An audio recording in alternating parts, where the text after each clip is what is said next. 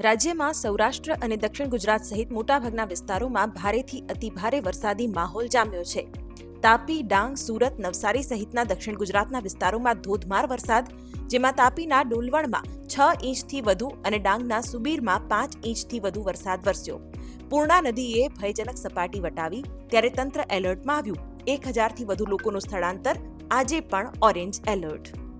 હવામાન વિભાગની આગાહી પ્રમાણે આજે ઉત્તર ગુજરાતના બનાસકાંઠા અને પાટણ તેમજ દક્ષિણ ગુજરાતના ભરૂચ, સુરત, ડાંગ, તાપી, નવસારી, વલસાડ, દમણ, દાદરા નગર હવેલી તેમજ સૌરાષ્ટ્રના અમરેલી, ભાવનગર અને કચ્છમાં અતિ ભારે વરસાદ પડવાની શક્યતા છે.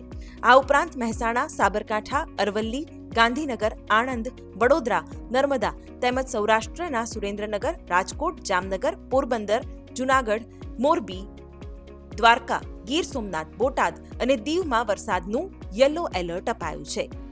વડાપ્રધાન નરેન્દ્ર મોદીએ બ્રાઝિલના રિયો ડી જેનેરિયોમાં આયોજિત 17મા બ્રિક્સ શિખર સંમેલનને સંબોધિત કર્યું. આ ઉપરાંત તેમણે ઇન્ટરનેશનલ ગવર્નન્સ સ્ટ્રક્ચરમાં વ્યાપક સુધારાની જરૂરિયાત પર ભાર મૂક્યો છે. 21મી સદીના નિર્ણયોમાં ગ્લોબલ સાઉથની ભાગીદારી વધારવી હવે જરૂરી બની હોવાનું પણ વડાપ્રધાને કહ્યું. બ્રાઝિલના રિયો ડી જેનેરિયોમાં આયોજિત 17મા બ્રિક્સ સમિટમાં સભ્ય દેશોએ 31 પાના અને 126 મુદ્દાનું સંયુક્ત ઘોષણાપત્ર બહાર પાડ્યું. તેમાં પહેલગામ આતંકવાદી હુમલા અને ઈરાન પર ઇઝરાયેલી હુમલાની નિંદા કરવામાં આવી હતી. આ પહેલા 1 જુલાઈના રોજ ભારત, અમેરિકા, જાપાન અને ઓસ્ટ્રેલિયાના બનેલા ક્વાડ ગ્રુપના વિદેશ મંત્રીઓની બેઠકમાં પહેલગામ હુમલાની નિંદા કરવામાં આવી હતી.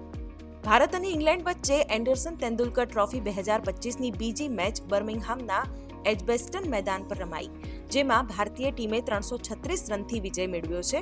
આ મેચમાં ઇંગ્લેન્ડને જીતવા માટે 608 રનનો લક્ષ્યાંક મળ્યો હતો, જેનો પીછો કરતી વખતે ઇંગ્લિશ ટીમ રમતના 5મા દિવસના બીજા સત્રમાં જ ઓલ આઉટ થઈ ગઈ. ભારતે પહેલીવાર બર્મિંગહામ એજબેસ્ટન મેદાન પર ટેસ્ટ જીત હાંસલ કરી છે.